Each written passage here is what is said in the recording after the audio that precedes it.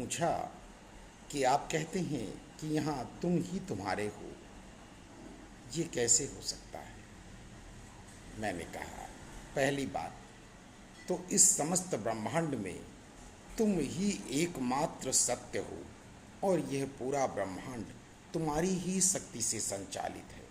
दूसरी बात, तुम अकेले ही ना जाने कितने रूपों में हर बार इस पृथ्वी पर आते और अकेले ही चले जाते हो।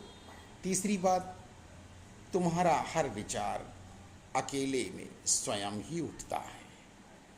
तो जरा विचार करो कि तुम अकेले ही हर कार्य करने के लिए सक्षम हो, पर इस शरीर में आकर तुम हर पल दूसरे की खोज करते हो। जन्म लेते ही दूध चाहिए तो माँ की खोज, जरा बड़े हुए तो अन्य ज़रूरतों के लिए पिता की खोज, फिर हंसने बोलने और खेलने के लिए बाबा दादी नाना नानी और अन्य संबंधियों की खोज, फिर जरा बड़े हुए तो मित्रों की खोज।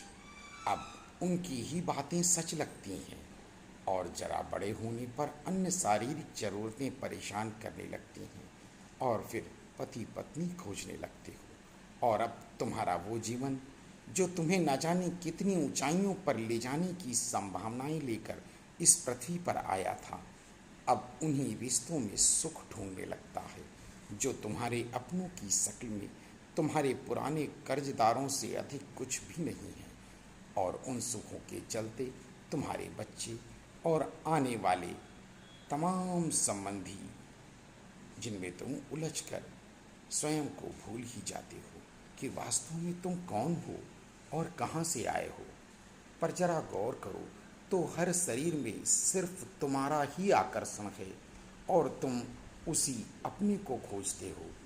पर इस मन की दौड़ तुम्हें रुककर स्वयं को देखने ही नहीं देती।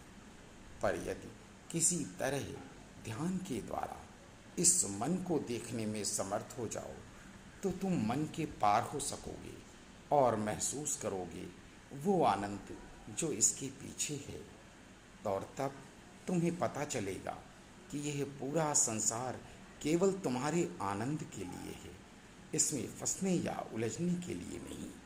क्योंकि यहाँ हर व्यक्ति अपने लिए है, इसलिए दूसरों की चिंता छोड़ दो, नहीं तो यह जीवन भी बेकार जाएगा जैसे पीछे न जाने कितने जा चुके हैं। इसलिए अभी भी वक्त है, संभल जाओ। राधे राधे, नमो